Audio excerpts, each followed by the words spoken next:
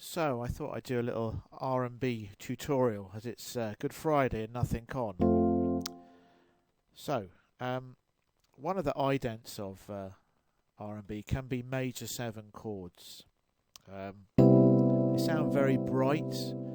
They're sort of a jazz bass to them, but they were used in R&B very, very early on. So if you look, I've Lovely Days got a load of them in there, and obviously a very popular genre at the moment. So if we take a very simple chord progression, F, C, A flat. How can we make that sound more R&B? Well, one way is just to add some major 7ths and do a little trick at the end with this chord.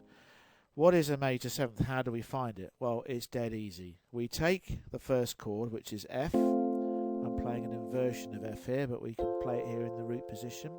And we just count. A major 7 chord's got 4 notes. So what is the extra note? Just count down 1 note. And that's it. I'm actually going to play it like that. So I've just flipped it.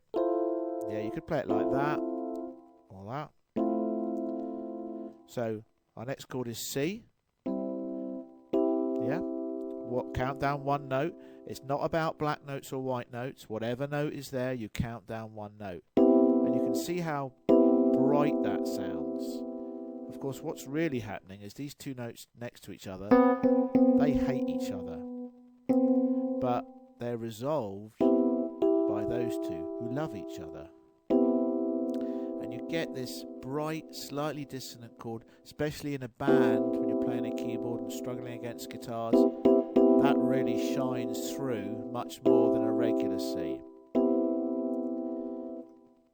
So don't worry, don't worry about which position you do this, which inversion. I'm just flipping things around to make them easier to play and sometimes for sound. So let's say we were looking at a G, for instance. That's not in. What's the G major 7? Count down 1 note. This one happens to be a black note. There it is. I can flip that and play that up there. Yeah? You can see it's got an interesting sound to it. So now our first 2 chords, instead of sounding, they sound a completely more modern sound than that rather dull sounding. Last trick in R&B, in particular modern R&B. Here's our A flat. If you take the bass note and move it up 2 notes, wherever you are, just move 2 notes. It's irrelevant whether they're black or white. That sounds very uplifting. It's sort of turning us back. So now our progression becomes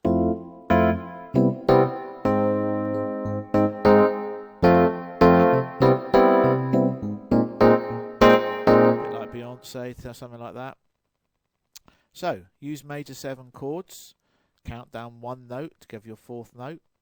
Use this idea of a bass note that's 2 notes further up of the chord you're in to make an uplifting, sort of rising. This wants to go somewhere, actually wants to go back to the beginning. And you could sort of really chill this out.